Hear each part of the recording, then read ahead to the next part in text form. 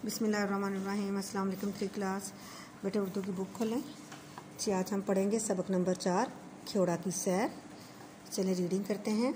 आज बच्चे बहुत खुश थे क्योंकि उस्ताद साहब ने उन्हें एक तफरीही सफ़र पर यानी सैर करने वाले सफ़र पे जाने की खुशखबरी सुनाई थी। तफरीही सफ़र कैसा होता है? जैसे आप लोगों का ट्रिप जाता है वो क्या होता है, वो भी तफरीही सफ़र होता है। बच्चों को घर वालों से इजाज़त हासिल करने की हदायत दी गई। अगले दिन बहुत से बच्चों ने वालिदैन से इजाज़त हासिल करने के बाद स्कूल इंतज़ामिया के पास अपने नाम लिखवाए। फिर जाने के दिन का बेताबी से इंतज़ार होने लगा, यानी बेचैनी से बच्चों को उस दिन का इंतज़ार हुआ कि किस दिन हम लोग तफरीही सफ़र पर जाएंगे।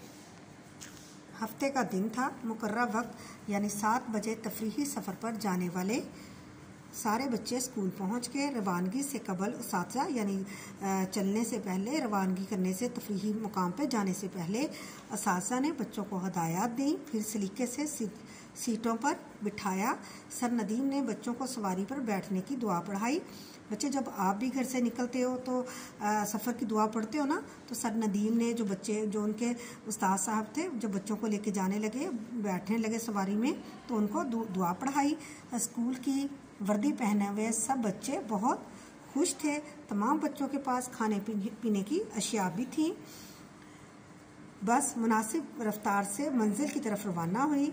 शहर से निकलने के बाद सड़क के इर्द गिर्द हरे भरे खेतों का सिलसिला शुरू हो गया। बच्चे इन मनाजिर से बहुत लुत्फ़अंदोज़ हो रहे थे, यानी वो सफ़र पे जब जा रहे थे तो इर्द गिर्द जो खूबसूरत मनाजिर थे, खेतों में हरियाली थी, उससे बहुत खुश हो रहे थे। तकरीबन 2 घंटे के बाद पहाड़ी इलाका शुरू हो गया। पहाड़ों पर नज़र पड़ते ही बच्चों का जोश मज़ीद बढ़ गया। वो मज़ीद खुश हो गए। बस बल खाते हुए रास्तों पर अपनी मंजिल की तरफ रवाना थी।